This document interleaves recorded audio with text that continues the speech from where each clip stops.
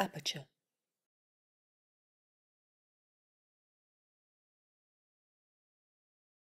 I'm Chris Boot. I'm the Executive Director here at the Aperture Foundation. In case any of you don't know, we're a not-for-profit foundation that connects the photo community and its audiences with the most inspiring work, the sharpest ideas, and with each other, in print, in person, online. We've got lots of great programs coming up, which you can check out on our website. But I especially want to tell you, in case any of you don't know, that we've got our major event of the year, our benefit and auction, coming up on October the 28th, on the theme of One of One. We're really changing the format. We used to do a formal dinner, and this time, and from now on, I hope, it's really a party with a much cheaper ticket price, and it's going to be a great party. We've got Albert Hammond Jr. of The Strokes performing. We're showing Manhattan, the film by Paul Strand, with a specially produced score created for the evening. There's some amazing visual setting. It's in the IAC building, which has the biggest indoor screen in New York, if not the world. It's a city block long, which Jacob Trollback, an amazing motion graphics designer, has created an extraordinary piece, especially for the occasion. And then all the auction items that we have for the evening are all in by some amazing artists and a few entertainers as well, are all in editions of One of One. All the information's on the website. Do please have a look, at least. We want lots of new faces to be there. Miyako, thank you very much for bringing tonight's program, presented alongside the exhibition Eikoh Hosoe, Curated Body, 1959 to 1970, which is on view on the second floor downstairs until October the 19th. Miyako, you're going to introduce the panel. Thank you very much.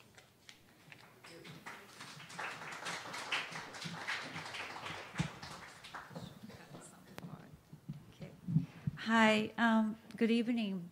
My name is Miyako Yoshinaga, and I have a gallery on the second floor in this building, just Chris introduced so kindly. This fall, I was very fortunate to be able to put together a selection of Eikoh Hosoe's early human body images at my gallery in an exhibition entitled Eikoh Hosoe, Curated Body 1959-1970. The show was organized in association with Hosoe's longtime leader, the Howard Greenberg Gallery. It was our intention to introduce Eikoh Hosoe to a younger audience in Chelsea who had never seen Hosoe's original prints. In the course of this exhibition, we have been very pleased by the overwhelmingly positive response from our audience, especially young students and artists. Knowing Aperture is a longtime publisher of acclaimed photo books by Hosoe, I proposed this discussion about Hosoe's impact and legacy, and I am very happy to welcome you to tonight's program. The discussion theme is Rupture, Reconnection, Eikoh Hosoe's photography. By rupture, we mean Hosoe's radical break with the photorealism that dominated the Japanese photography after the war. By reconnection, we mean to explore Hosoe's efforts to create a dialogue between East and West, as well as his connection with different art forms such as theater, film, dance, book, and graphic design. Now I'd like to introduce our three distinguished panelists. Russet Lederman is a media artist, researcher, and photo book collector who teaches media theory, art criticism, and writing at the School of Visual Arts. She also regularly writes on photo books for the International Center of Photography. Russet has a special interest in post-war Japanese photography and visits Japan quite often. Russet will present an overview of Hosoe's career and moderate the following discussion. Charles Traub is a photographer represented by the Gitterman Gallery in New York and currently serves as chair of the MFA Photography, Video, and Related Media Department at School of Visual Arts. Previously, he was involved in the development of Museum of Contemporary Photography in Chicago and worked as a director of the prestigious Light Gallery in New York. It was at Light Gallery where Charles helped organize Hosoe's first New York exhibition in 1973. Our last speaker, Kunié Sugiura, is an internationally exhibited artist, best known for her photogram projects. And similar to Hosoe, Kunié's practice revolves around both figurative and abstract form of humans and natural objects such as flowers. Originally from Japan, she has written about New York art scenes for the Japanese Art Journal for the past 22 years. Kunié is represented by Leslie Tonkono Gallery, where her solo exhibition is currently on view. Thank you very much. And now please welcome our first speaker, Russet Lederman.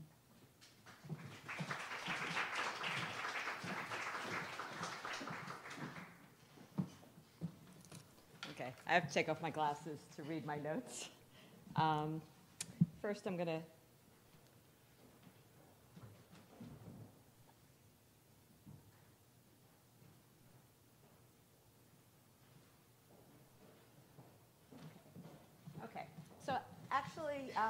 I'm going to speak a little bit differently than what Miyako said. I'm going to be speaking specifically on Eikoh Hosoe's photo books, of which I am a collector of. My name is Russet Lederman, and thank you, Miyako, for inviting me to present in tonight's presentation on Eikoh Hosoe. I come to the discussion as both a researcher and Japanese photo book collector. And unlike Kunié and Charles, I do not know Mr. Hosoe personally. I've seen him lecture here at Aperture and more recently at Japan Society. I've asked him to sign books, but I've never had the honor of really speaking with him in person.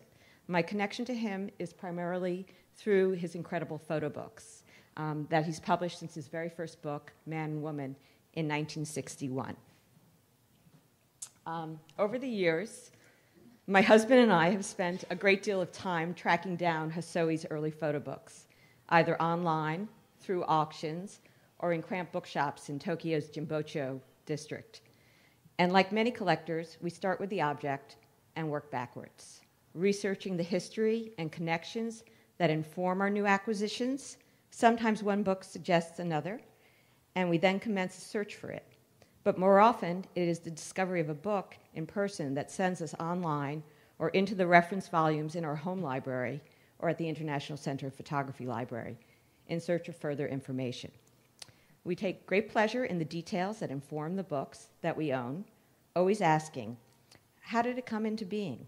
Who else was involved in its conception and production? Who designed it? And how does it relate to the photographer's other photo books? This is all part of what I fondly refer to as photo book acquisition disorder. It's an affliction that sometimes verges on an obsession, but the pleasures to be had are pretty great. I'm sure there are a few others in this room who share the affliction with me. In the case of Hosoe's photo books, there are two important factors that consistently inform my attraction to his books. Foremost, they are incredible objects that combine inventive design with a precise image sequencing. And secondly, they are often the result of collaborations that put photography in conversation with writers, dancers, actors, filmmakers, and theatrical directors. Before delving further into what draws me to the photo books, I've been asked to give you a very brief background on Mr. Hosoe. So please excuse my brevity and also the fairly simplistic slide that will come next, because I only have 10 minutes and I want to show you some of my favorite Hosoe photo books. Okay. Eikoh Hosoe, born Toshihiro Hosoe in Yamagata Prefecture in northern Honshu, Japan, was part of a new generation of Japanese photographers who emerged after World War II. He studied at the Tokyo College of Photography graduating in 1954, and returned there to teach in 1975. After college, he was an active participant in Tokyo's creative circles that included photographers, writers, and artists. His early photography was shown in the seminal 1957 Japanese photography show, The Eyes of Ten, and in 1959, he founded a short-lived and highly influential photographers group called Vivo, with Shomei Tomatsu, Eikoh Narahara, Kikuji Kawada, among others. Located in Tokyo, Vivo based many of its collective principles on those of the Magnum Agency. Teaching has always been a central aspect of Hosoe's role as a photographer, and I believe Charles will speak to that. Over the years, he's organized numerous workshops where he's invited respected international photographers to Japan. Hosoe has been introduced in major retrospectives in post-war Japanese photography in Japan and abroad, and in 2006, a retrospective of his work was organized at the Tokyo Metropolitan Museum of Photography. Okay, so as a photo book maker, Hosoe is best known for his jarring formal compositions of black and white nudes in Man and Woman from 1961 and surreal and haunting images of his Barraquet books from 1963 and 71. His photo books, by their very nature, are collaborative endeavors. On their most basic level, they involve a photographer and a printer, but more often than not, they also engage a collaborative dialogue with a designer, a writer, theatrical performer, and dancer. In experiments that began in the early 1960s and continued throughout his career, Eikoh Hosoe worked at various times with the writer and theatrical impresario Yukio Mishima and dancers Tatsumi Hijikata and Kazu Ono of the influential Buto Dance Theater. The photo books that resulted from these unions of performing arts with photography form the basis for explorations that emphasize the spontaneous and unmediated in a blurring of art forms. As prominent figures in the 1960s Tokyo cultural scene, Hijikata, along with Ono, were the founders of Buto, an experimental dance form that explores the duality of human strength and fragility through a choreographic focus on twisted and contorted forms. Hosoe's collaborations with Hijikata and Ono began in 1959 after he attended the scandalous one-night performance of Hijikata's Forbidden Colors, a homoerotic tale of youth based on Yukio Mishima's novel of the same name. Inspired by the highly theatrical, often extreme imagery found in their dances, many of Hosoe's best-known photo books involve Hijikata and Ono, or members of the Buto dance group. Beginning with Man and Woman, Hosoe used Buto dancers as photographic models to explore a highly staged formalism of fragmented bodies that initially seems abstracted and detached, but it is actually a starkly poetic commentary on sexuality and the human condition. So, as a foundation for many of Hosoe's prints on view downstairs in Miyako Yoshinaga's current exhibition, Eikoh Hosoe, Curated Body, 1959 to 1970, Man and Woman is a small book that is deceptively quiet at first glance. The rich, inky gravure prints in this book convey a highly charged sexuality through their minimalist preservation of fragmented body parts of black and white dancers. There is a primitive and rough quality to these images, with a cropped horizontal torso feeling like a giant dinosaur bone. Another shows a male Buto dancer's arms encircling the face of a female partner. On a more playful side, Hijikata points a finger at the mouth of a female dancer. All have a simplicity of form that serves to highlight the central theme of sexuality in the work. One of the most interesting aspects for me of Hosoe's photo books, as well as those of many other Japanese photographers, is the reinterpretation found in the successive reprinting of their well-known publications. In particular, Hosoe's Barraquet, which was first printed in 1963 under the title of Killed by Roses, and later reprinted in 1971 as Ordeal by Roses, is a great example of the dramatic differences in each new photo book collaboration. The 1963 book, which was designed by Kunié Sugiura, not related to Kunié, was one of the most famous designers of the time, and is a collaboration between Hosoe and Mishima. As an admirer of Hosoe's photographs of Hijikata, Mishima invited Hosoe to his home to supposedly take publicity photos.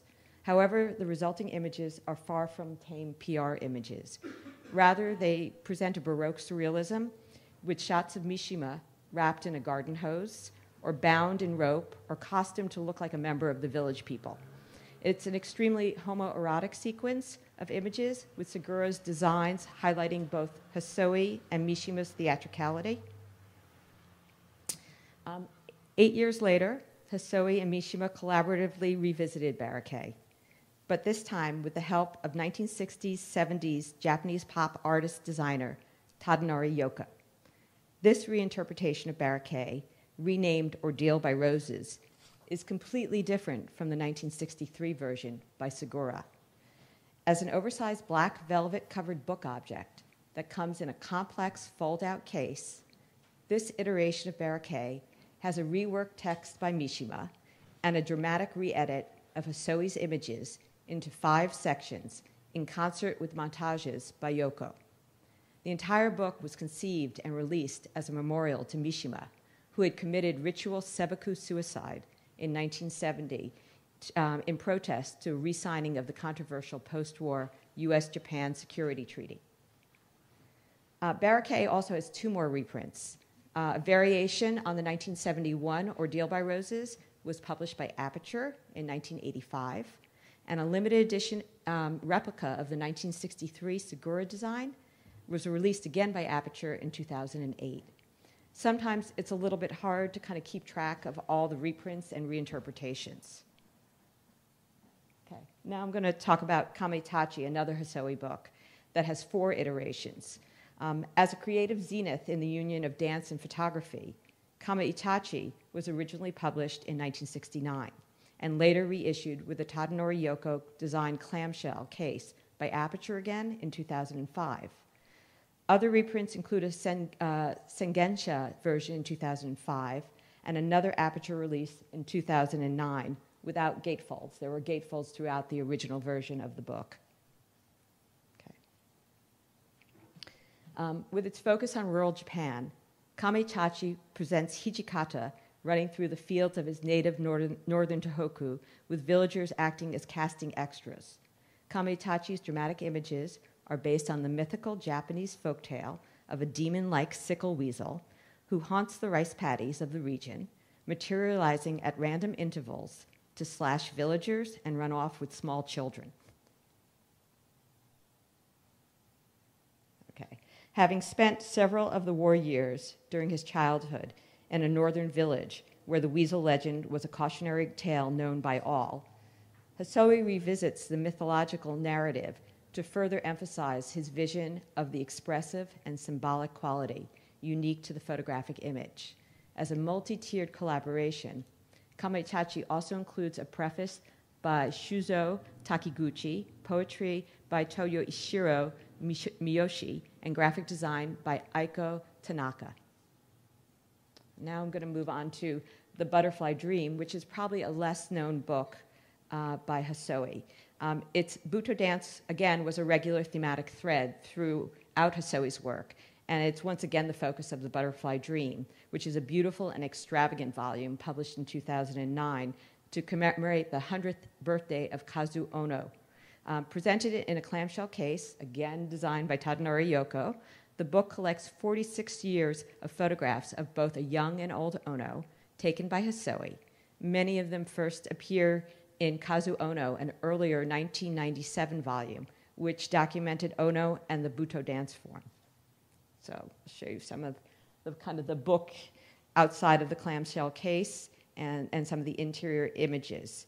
Unlike Hijikata, Ono's dance style, it's anguished, but a little bit less anguished, and it rather championed a lighter and more fluid formal quality as an expressive exploration of symbolic release in tandem with its opposite, pain.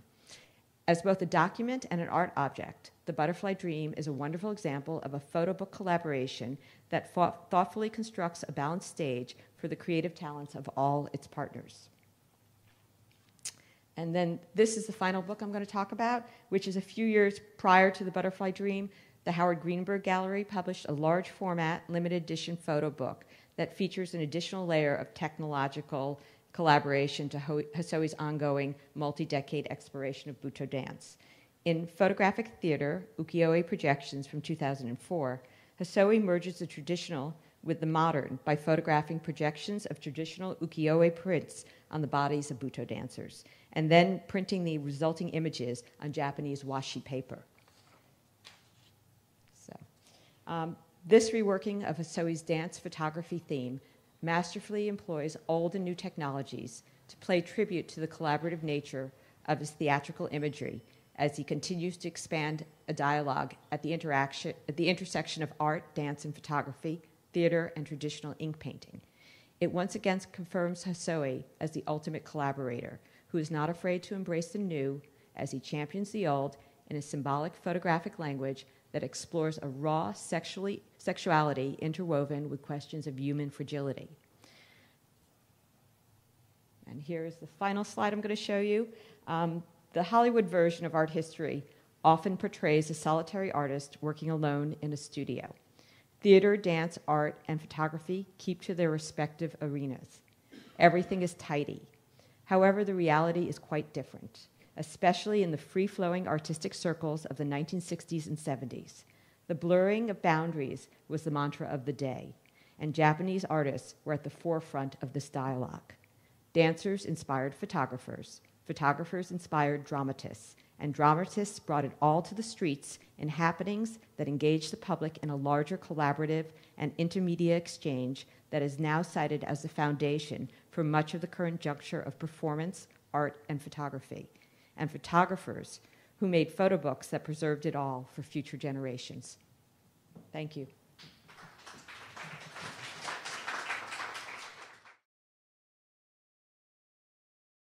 I'm much more informal. Those books are masterpieces of art. And if you've never seen one, I'm talking about the earlier one because Aperture has some contemporary reproductions and new evolutions, and they're here, I think. But you really need to go to a place where those books exist and spend time with them. They are marvels of printing, of design, of objects, and all the things that Russet just enumerated in collaboration. MoMA has them, ICP has them, the Center for Creative Photography has them, George Eastman House has them, New York Public Library. You can get at them and you can see them, and it's an hour or so worth your time. So I really recommend it. I just want to talk about Eikoh a little bit. He is my friend. I shouldn't say he was our friend, though we haven't been in contact for a while. And he is a kind of ambassador, a director, poet, scholar, teacher, mentor, translator, traveler, trencherman, interlocutor, filmmaker, and fan of Beethoven, Bach, baseball, theater, dance, design, architecture, and art. He did a wonderful book on Gaudi, which is actually a documentary book. He's a man of tremendous kind of curiosity, a man of friendship, an accessible person, as Russet said earlier. This is not a trendoid, this was not a hipster, this was a man who cared about making things and cared about meeting people and engaging. Foremost, I think, the idea that photography really had something to say uniquely in the 20th century and now 21st century art world, and that photography, he was one of those people from the 70s who was fighting the great battle to get photography out of the basement of the technological schools, out of the basement of the museums, and say, look, this is a great art form. And some of you here are too young to know and to remember how awkward and how difficult it was to say you were a photographer. You didn't say you were a photographer artist. You just said you were a photographer even though you worked like an artist, and how difficult it was to get acknowledgement from the world of this that now exists in Chelsea, which then existed in other places, uptown and a little bit in Soho in those days. Eikoh was a teacher. He's still a teacher. He taught for years at the Tokyo Polytechnical University. He formed a department there with several other photographers, and particularly photo historians, when there weren't any photo historians. He had a gallery.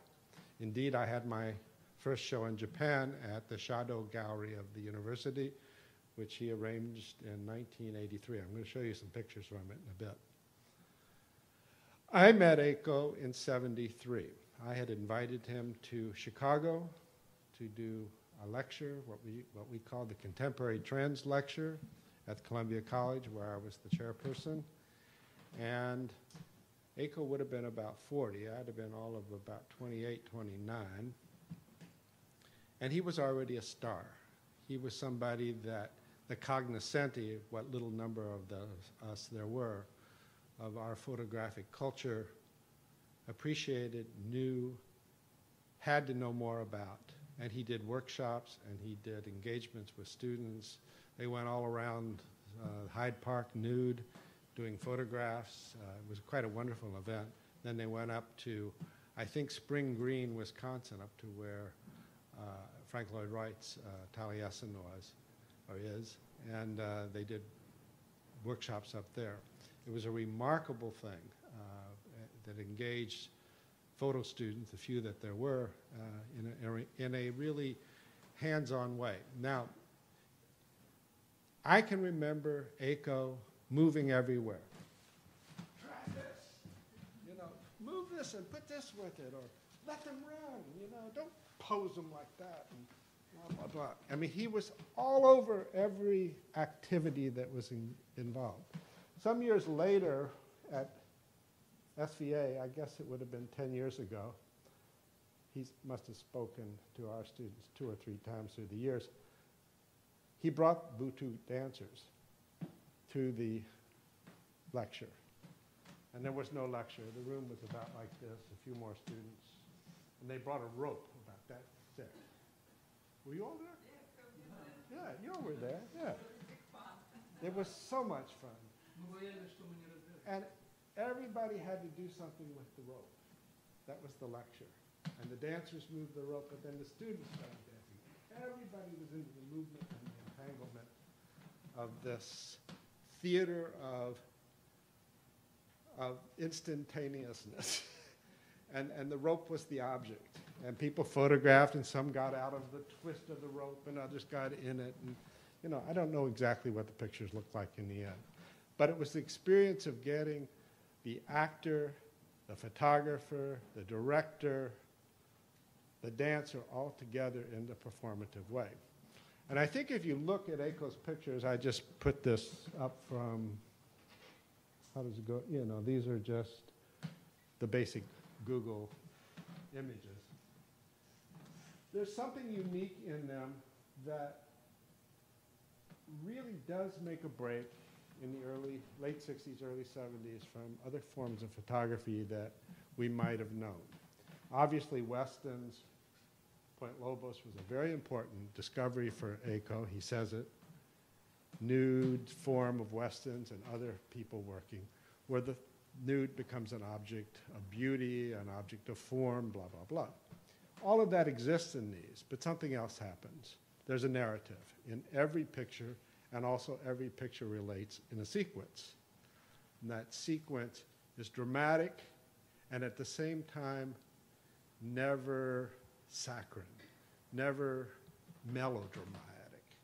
If it gets on the edge of that, it takes you into some kind of surreal spot that you didn't expect to find.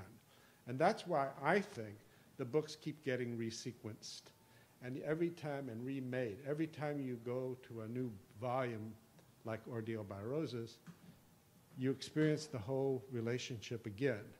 Every picture, particularly in that book, is a jewel in my mind. But at the same time, the way they relate together and tell a kind of non-narrative narrative, not going from A to B to C, but from C to D and back to A and so on and so forth, is what gives them tremendous kind of energy. A kind of postmodernism, if you will, before the word was bandied about.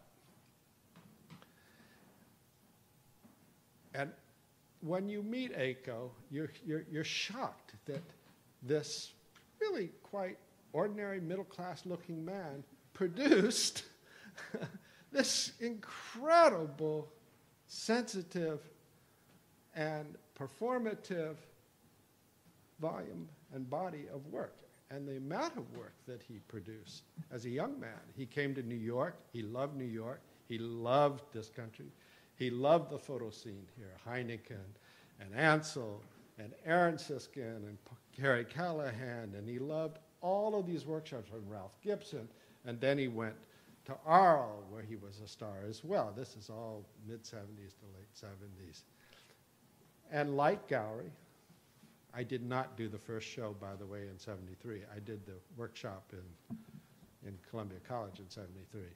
The first show was done by Harold Jones, who was the original director of Light Gallery. And I did another show, I think, in 77, maybe 78. And when a number of new books came out, we redid Man and a Woman. By the way, which is, where is a picture here? If you look at it, it begins to get just about the form, but it isn't about the form at all. It's about relationship. It's about engagement between man and woman, one struggle, one tension with another. So it's very different than the kind of photography of the nude which was done previously. And it is certainly not documentary, but it's also not overly contrived. It's found in terms of a relationship of seeing the dance or seeing the relationship of the models engage with each other. Having experienced several of these workshops with him as a promoter of them, if nothing else, and thinking about the nude, I was just thinking that we were at the end in that period of what one could do with the nude body after seeing all this, and with sexuality in the photograph, because usually it either went to one extreme or the other. It went to either the prurient and pornographic, or it went to this sort of oddball thing of the woman lying on the rock in a woods. And I thought to myself at that time, well, I never walked through a woods and saw a woman lying on a rock nude. It just didn't happen, you know. But all the workshops and everything did that, and lots of photography out there in the 70s and early 80s was doing that. So I put a ad in the Village Voice. Let's see if I can find this now. There it is. It said, known photographer seeks models, nude models, figure models, nothing lewd. And I decided I had to make some reaction against the power of that other work and the fact that Eikoh's work had summed up something one could do with this black and white form in motion, actually. And it's important to note that there's always motion going on in a picture. And I sort of decided I was going to make an anti-form picture, a picture about the model caught between that moment of, what do I do? Why did this photographer want to photograph me? What's going on? I had hundreds of people.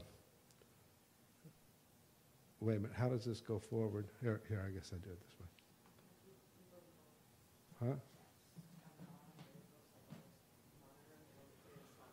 Here? Wait a minute. Right there? That's it, yeah. I got it, yeah. I started in black and white, and I was interested in that moment just before they got into the pose. Many of them wanted to do all the cheesecake stuff or be directed, and I gave no direction. And often I was engaged with them in my own house or studio. There was other people around often because for safety for everybody and security. And I was really interested in just the ordinariness of this experience, of this form, of this person being a model for a camera. And so after this shot was taken, or this kind of shot was taken, they said, now what do you want me to do? I said, nothing, you're done, here's your money. And was over. So it's a documentary. I went back to the documentary form. I realized very quickly that black and white wasn't really going to work. That was taking it back to the formal issues of the earlier, sorry, can you hear me? Of the earlier, of my seniors. And so I went to color. I have about 80 or 90 of these. They've been shown a number of times. And Eikoh loved them, for I think just exactly because they were the opposite, and they were the commentary, in a way, on the end of a kind of photography that could not really be duplicated again. So we showed them in Japan, and I had to put, in the sleeves, I had to put other photographs over the pubic hair and the places in order to get them in Japan. And then they were very well received, and we were always afraid of some kind of censorship that might occur. This was 1983, mind you. I don't think that'll happen now. And often my assistant or someone else would be involved, and I realized, let's get that awkward moment as an engagement of everybody. So they're really very documentary about the model and his models. Also, I originally called them indecent exposure, and then I simply changed the name to improper exposure. So.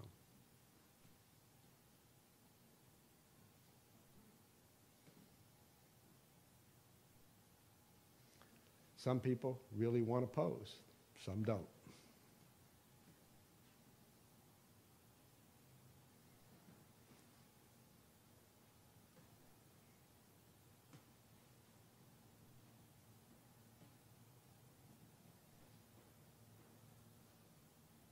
All kinds of different people, drug addicts. She was a PhD at Columbia in theology.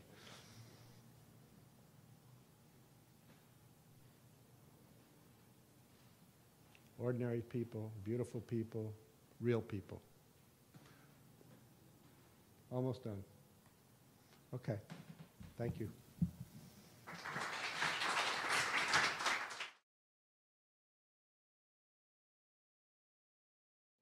When Miyako asked me about influenced by Hosoe, I almost forgotten, but I remembered one incident which maybe changed my life. So I said I would like to do it. And that was, I was in school, and last year of my school, I majored in fine art photography, so we have independent study, and then I wasn't sure what to do, and then I saw this Mishima's Ordeal by Laws. I think it's not a book, just maybe a magazine or something. And I was very impressed. And the reason was I knew some Japanese photographer like Daido Moriyama or Shomei Tomatsu, even Araki, and they're very good, but they usually go out to the street or nature and took photographs and then made a single print, and that was their art. But here, with Yukio Mishima, they made sort of theater or like film, and the sort of abstract narration went on. I thought they could only do in photographic form, but also it's very subjective and radical, and I thought I like to do that kind of thing too. So it encouraged me to go into that way. And there's another one. So you've been seeing it already, but this is the first one. Hosoe went to Mishima Yukio's house, and he was sunbathing, and then Hosoe wrapped around with garden hose and took pictures. This is the first one of their series. And they're all very surrealistic, and some of them are very exquisite. And this one, I think many people mentioned it, like Saint Sebastian, some medieval painting by many painters. And here, he doesn't have an arrow into his body or blood coming out, but obviously you can relate to it they had something like a martyr or something guilt or something like that in their mind. And I thought that they're terrific. And around that time, also I saw like Bill Brandt perspective of nude, which also Hosoe said he was very taken to. And also I was reading some books about Kafka's and the metamorphosis. And I think that was about the time I was in the state of psychological situation that I felt outside of the society. Of course, I came to Chicago, and I didn't understand many things, but also because I was reading, some friend of mine was reading like Camus and Sartre, so I kind of felt a very kind of existentialistic way that we are alone in this world and we have to figure out what to do and the purpose of the life and etc. So I thought I try to make it in my own way, and I just learned the color photography techniques. So I decided to use all of this together and see what's happened. So these are my core series, and core is Japanese meaning is like isolation, alienation, and actually this title didn't come for a while, but I kind of kept going what I can do with it. And I used photo collage, photo montage, and then there's several, I remember Bill Brandt used the wide-angle lens, so I went one step ahead. I used like a fisheye lens, which really distorts the images, but also I thought that this way I can explore like Kafka's image, and I wanted to see how far I can go. So I made several attempts like that.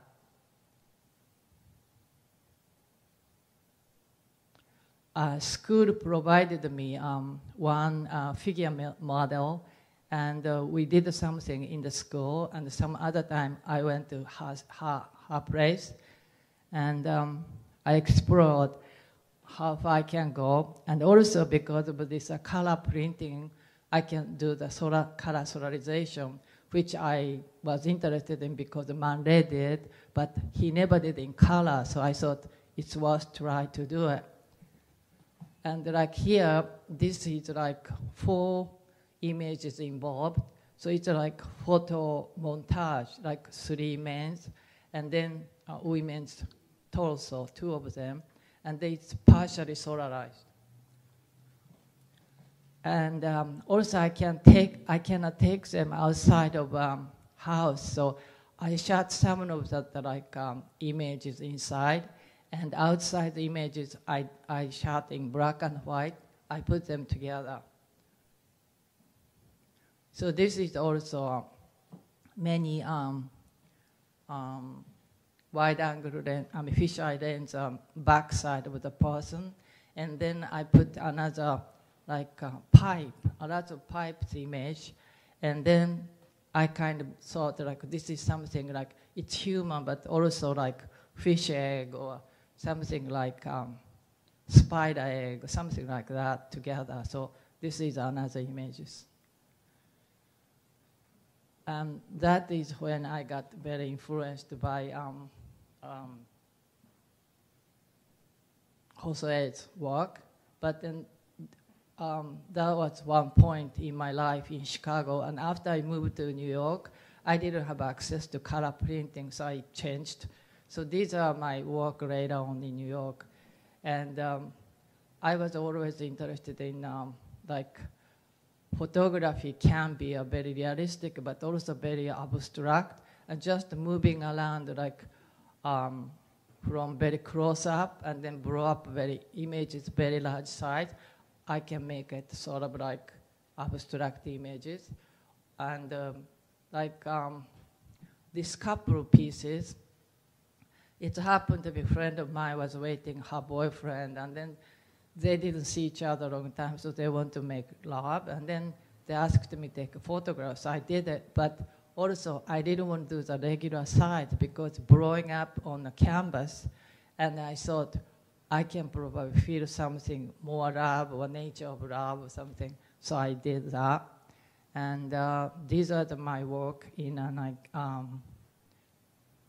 after I moved to New York, so it's like 1970s. And then I kind of a little bit known that I'm doing photographs, and I wanted to experiment something else, so I started doing photograms. In the beginning, I used the flowers because it's a very cheap material, it's available, but when you think of it, it's a very meaningful motif, because they have a female and male in the same form, and then they are actually waiting to be consummated, to be by a butterfly or moth or something like that, the animal to be participate. So I thought like this is really meaningful. So I started using flowers, and this is another one, and it's a very simple material, just thread and just flowers. And I thought like a very quick idea of like making design, and then I started making these photograms. But then after flowers, I wanted to try something else. So I live in Chinatown, so I started getting some frogs and eels. They're alive, so I don't even have to make a composition. They move around by themselves, and I thought it is very simple but a very intimate way to get close to nature. And after that, I was always interested in doing people, so I started asking people around me to work with me. And actually, this reminds me very much of Hosoe's work of working with Mishima. But this actually a long time later, but so I didn't expect there's a connection. But working together with other artists is like a very interesting way to do things, because I have idea, the other person has idea, and then we somehow meet when you make the work, and that is a really kind of a gratifying experience. That's why I told other artists when invite them to come to my studio, there's something really interesting synergy or something happens. And this is Yayoi Kusama, and when I went to Tokyo, I talked to her. I did Jasper Jones, and she said she would like to do that too. And actually, Eikoh Hosoe made a small short movie about her, and that was she's walking around in New York with umbrella and kimono, and I told her I like that image, and she said she likes that too. So we made this piece together, but she said she get very tired. I wanted to do the large piece, but she didn't want to do the large piece. So later on, I made negative and positive and put them together. This is Takashi Murakami, and I also asked him, and he said he'll do it. And when he came back to New York, he had a few days, and this is done in his galleries in New York. And I made some images using his images, and they are very easy to put on photographic paper. So I asked him to make a composition on my photographic paper, and he started doing it, and then I made a exposure. And I usually like to work with artists, not just posing, but doing something relating to their work. So it will be more like a part of a performance and documentation. And I also, these are my artist papers before, but also I have scientist groups, and that was about 10 scientist pieces I did. But this is the pieces I never shown it here, but these are the piece I call Beloved or something intimate series. And I asked some people coming to studio doing things very private. And in this case, these two people on left side, they came to my dinner and they said that they would do it in dark room. So they kissed and they said, it's the easiest thing they've done because they always do it. But then I saw them after 4 or 5 months later, and they're breaking up. And the next day she was going back to Japan.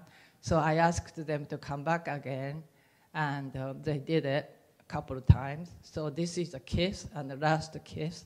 So I put them together as a piece. And this is a couple of artist friends, and they have very interesting things about using toys for their love making. And you cannot really see it, but so they brought several toys to make love. And I left them like 30 minutes, whatever they want to do. And I go back in dark room, and then I just made an exposure. So this is a documentation of their intimate sessions, and that was captured this way. And that's another one. This is a couple also really making love.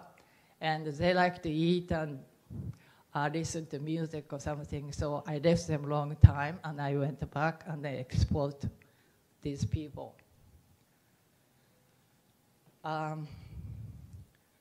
Actually, I have an occasion tonight, so I'd like to remind you that I'm having a show right now at Leslie Tonkono. And these are the work I did before photogram. So actually, these are very early pieces, but I had an idea of photographs on the canvas, but it's got bigger and bigger, so I didn't want to keep going that size thing. So I put accidentally a painting next to it, and I like that the two of them together, you see sort of together in a corner of your eyes. So I made these drawings as an idea of my panel pieces. And these are the show I have with Leslie Tonkono. And this is a pieces also, like I have photographs and they put it just like exposed paper and an unexposed print. And then like photographs of like instant become something more permanent situation, which I thought it's an interesting way to present photographs. And also I took a lot of color photographs whenever I go. So I thought I would apply this format to color photographs. But that time I have no way to make large pieces, but I kind of enjoyed doing that.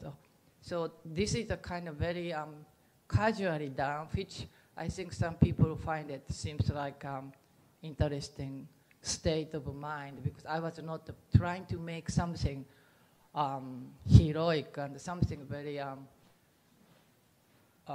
spur of the moment thing. Sorry.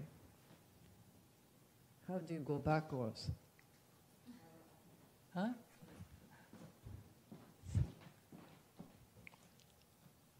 That one. Okay. Okay. Thanks. Okay. This is also the same thing with color photographs, and then like I wanted to make something more different situation. So these are just the color paper I had around the studio. So these are the show I have with Leslie right now. And Miyako asked me that who I think that legacy of him to carry on. So I can think of one artist who is, his name is, wait a minute. His name is, okay, Ryudai Takano. His work is not exposed here yet, but he has a very, very brilliant technique about capturing a body. And he's also, I think, very interested in, this is like very fat people. And, okay. So he likes sort of marginal people. And also there's another one. He did this one called In My Room, and he took bottom half of the people and then top part of people. And the bottom part, you can tell male or female, but top part, you cannot tell. Unfortunately, I don't have an upper part, but this is Ryudai Takano's work. And I guess time is up, so thank you very much.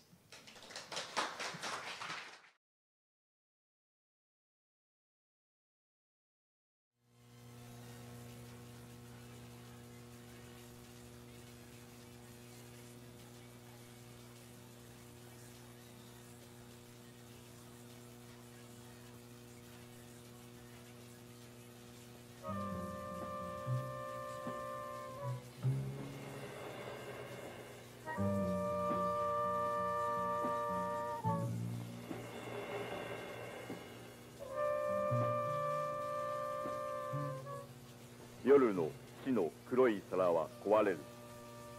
光は誰のものでもない機体を焼く。炎は西から来る神々のひげの枯れる日。空に毒の雲は流れる。ロレルリラ、ロレルリラ、ロレルリラ。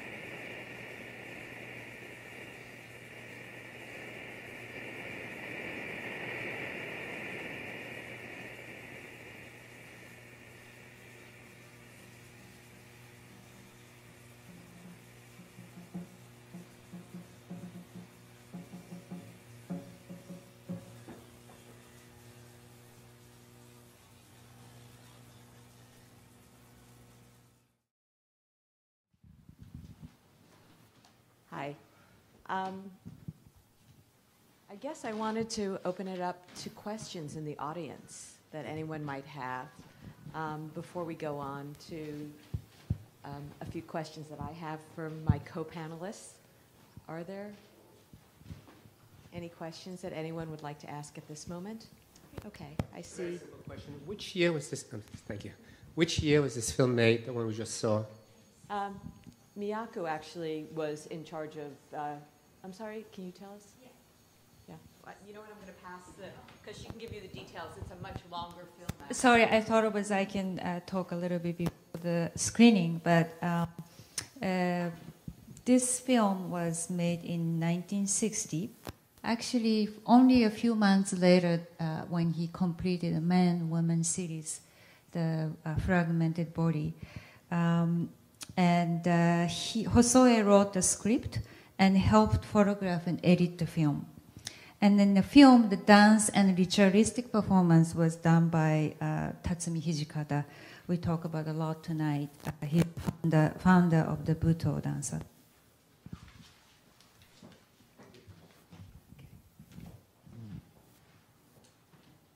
Are there any other questions? Okay.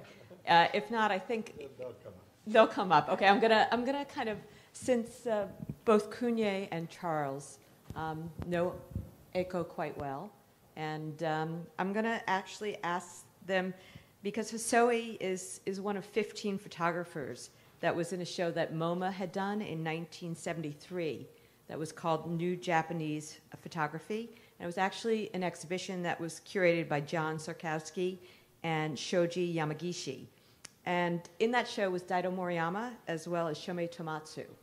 And both of them recently have had major exhibitions here in the West and in Europe. But Hosoe-san hasn't. And I wanted to kind of ask Charles and Kunié, why do they think that Hosoe's work is still struggling to kind of penetrate Western art establishments at this time, given all that we've seen tonight? So I guess, Charles, would you like to start with that question? Well, you and I talked about it a little earlier.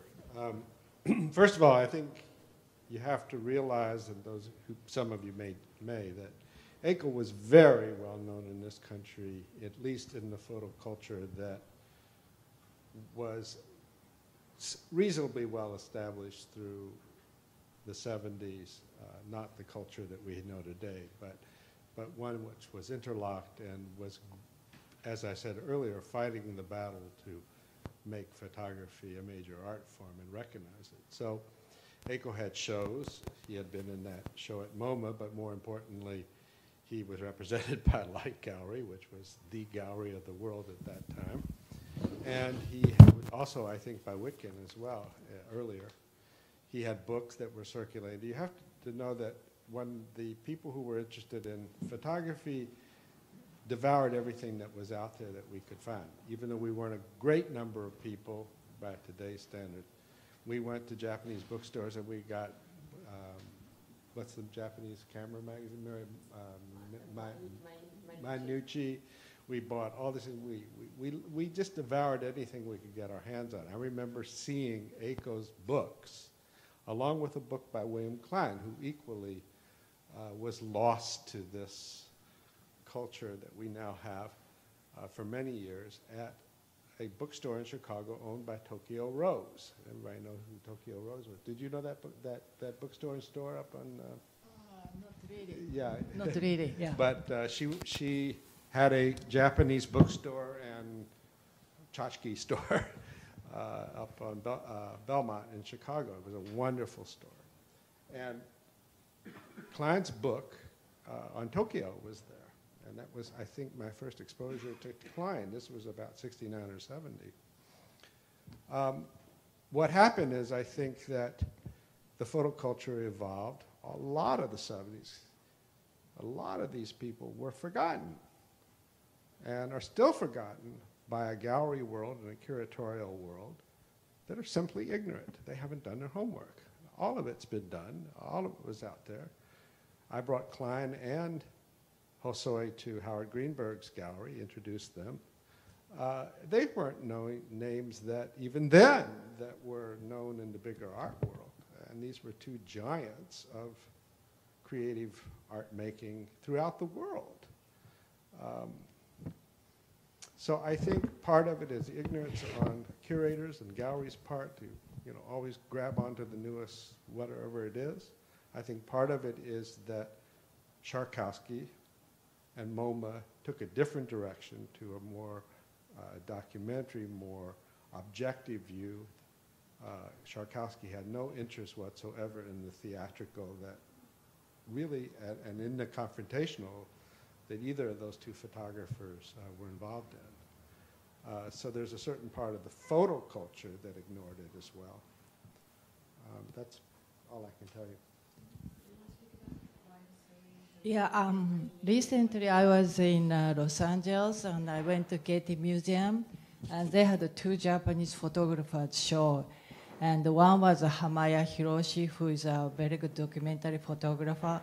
The other one, I'm sorry, I forgot the name, I shouldn't, but he was a montage and collage photographer.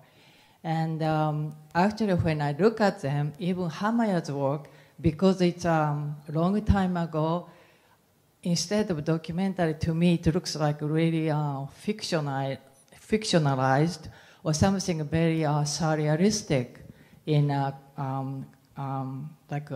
snow countries. It was beautiful but very surrealistic.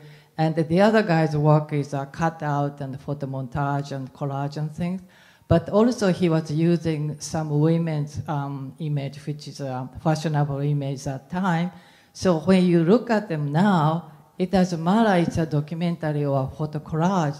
You only see it artist's imagination and how far they went to, and I appreciate in each different way, but also very good quality.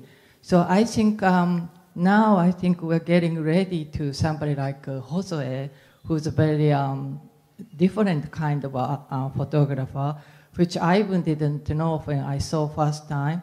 But I think we are ready to accept all of this different kind of photographic work as an artist form, art form, I mean. Before I go on and ask another question, I'll scan the audience and see if anyone has any further questions that you'd like to ask or contribute to it. Yes?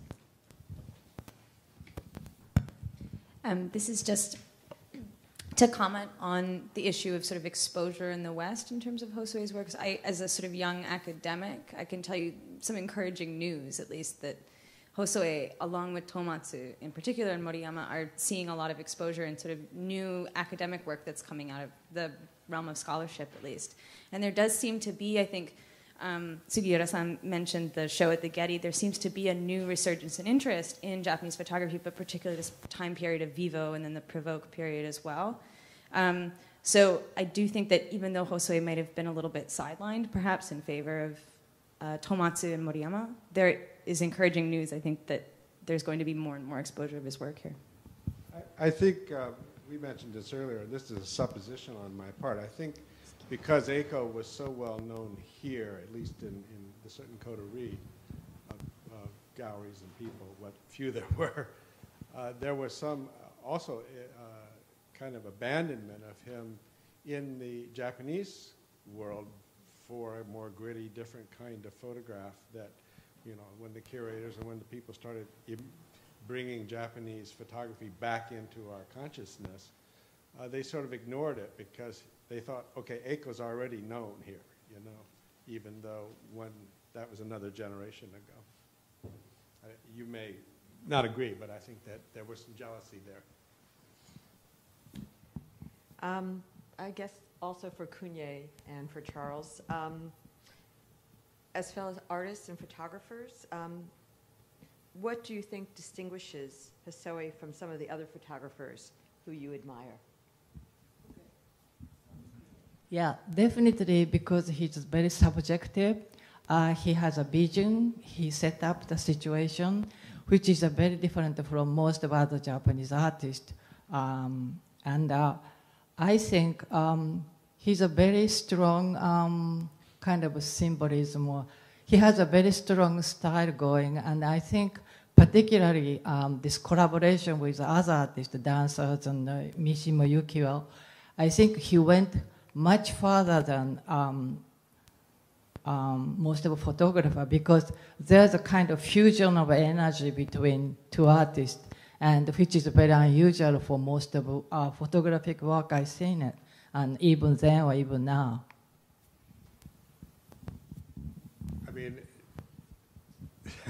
I mean, he's one of my heroes.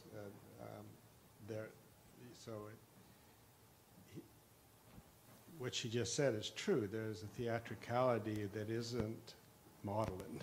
It's moving. It's energized, just as this film is. That film is very, very vibrant today. I mean, I teach a course called Still and Moving, the relationship of the moving image to the still moving, and we're showing all kinds of things from the past and the future. The current things. Students are doing both, and here we're seeing 1960. I'm shocked that it was done in 60, actually.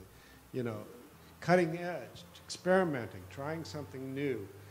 At the same time, there's an elegance of presentation. There's a beauty in those pictures that just stands in a kind of very modernist way that always, if you put one on, I have several on a wall, by the way, they're not big. You don't have to make it big, and you don't have to make it red to make it good, you know. They're just good. And there was a whole number of photographers in that period who were doing work of that kind of beauty at the same time with the kind of enigma that this work has. And it wasn't fabricated, it was felt. It had real style. And I also wanted to add, because when I was thinking about what I would speak about Hosoe, that I think he's also a very, very important photographer as a teacher. It's a vital role that he played in Japan of teaching generations of photographers, also bringing Western photographers to Japan to do workshops, to publish books.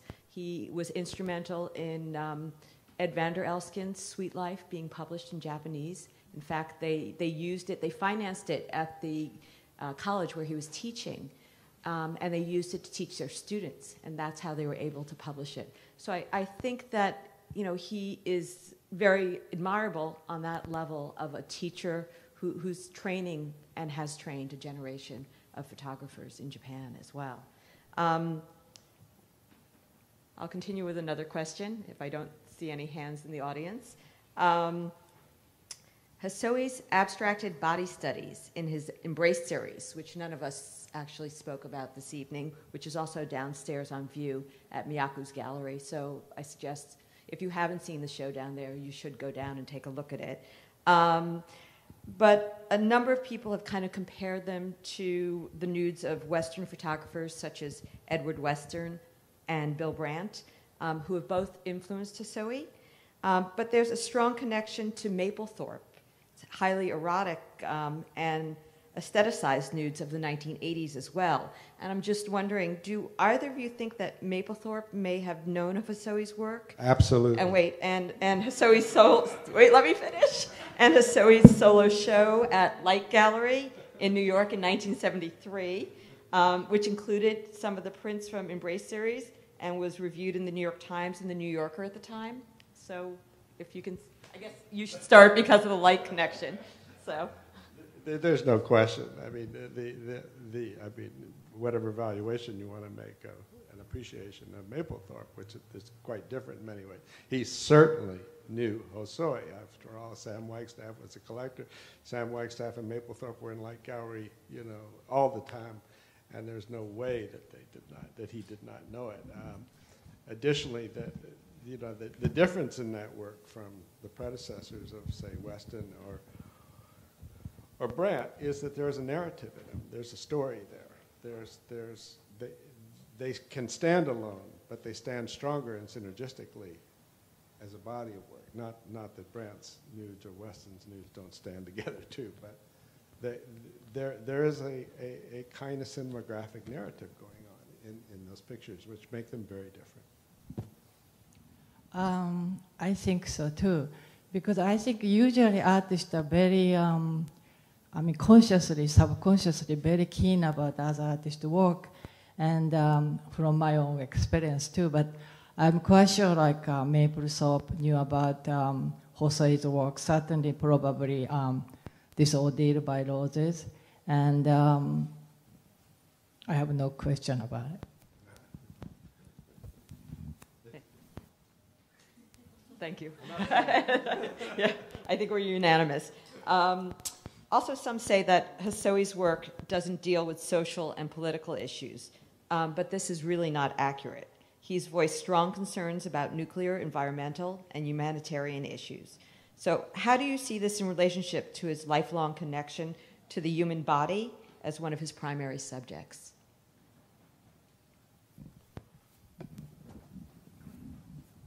I think human body is one of the most strongest subject we can use, and one of the reasons is we have a body, and then lots of young artists that cannot have a model of something, so they start using, just like Cindy Sherman used her own self. And also we are very responding to other humans, because we all know that we can't live alone, and somehow instinctively we respond to other humans. And particularly come to skin, here in the United States, it's a political issue and social issues, which I didn't realize when I was in Japan, but I think that makes a more dynamic situation here. Well, if you just take any given picture, I mean, the hand holding the bird, you get a sense of an ecological issue. The black arm around the white body, I mean, there's a racial issue there. I mean, they're not satirical, and they're not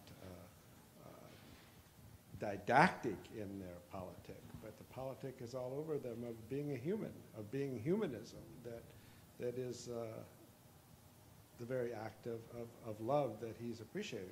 And I think there is other politics under it that have to do with the fact that Eikoh is a son of a Shinto priest, an active member of the Shenyoen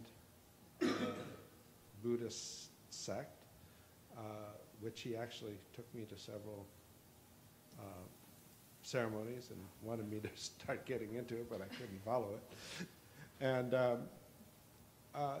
it's all about man's humanity to man. So what's more political than that, actually? Okay. I have one final question for Kunié and Charles.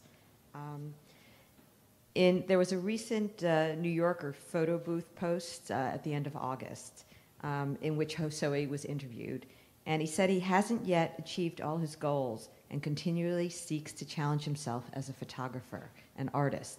Where do you think he's going to kind of find his next challenges with his work?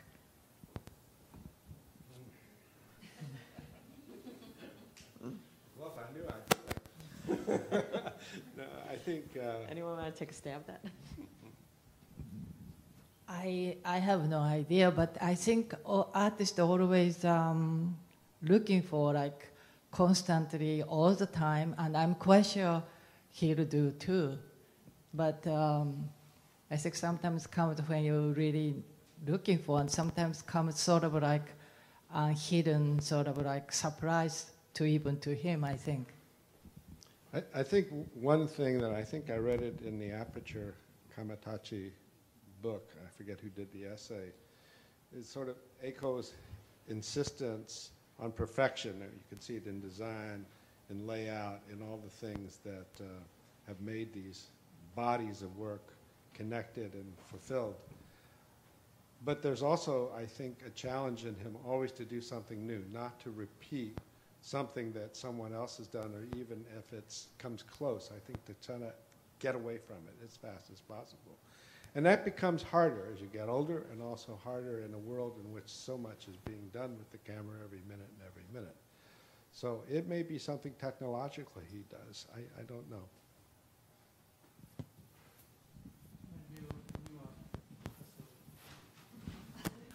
I know, I have the halo of the screensaver. I think actually to speak to that, the book that Howard Greenberg did, which is a limited edition, very large book of the ukiyo-e prints that are projected. I mean, Hosoe is not afraid to kind of embrace technology that he hasn't used before and to combine it with what he's done before to kind of create new work. I remember several years ago, Eikoh Hosoe came to Moscow, and he was talking, it was a meeting with him, and he was not so interested to talk about his art, but about new technologies. He brought a long roll printed on a new printer for him. He was very excited about this technology, and that he can make like a scroll of it. So that was very much like him. He always was looking for something new and fresh. Well, and you also see this, I think, you know, even in the earlier books, in the two Barraquet books that I discussed from 1963 and 1971. I mean, they're very complicated. I mean, particularly the one from 71. It's this very large box that folds up. It's quite cumbersome to hold and view, but it definitely is inventive in terms of both photographic and on a technological level. I think as a printing technology, it's a very complex project to realize, and I think that he always seems to kind of embrace that, to move forward to a challenge, whether it is, you know, just a projection in integrating film or other forms of media in his work. So I think what you saw in Moscow was actually been in him for quite some time, and we see it in the earlier work as well.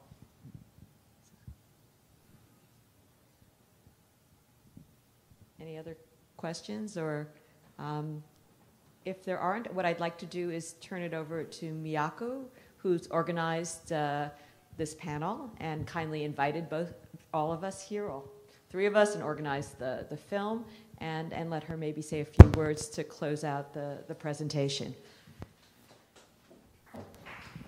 Thank you very much for coming tonight. And the discussion was really more than what I expected and really amazing. And thank you so much for your contribution.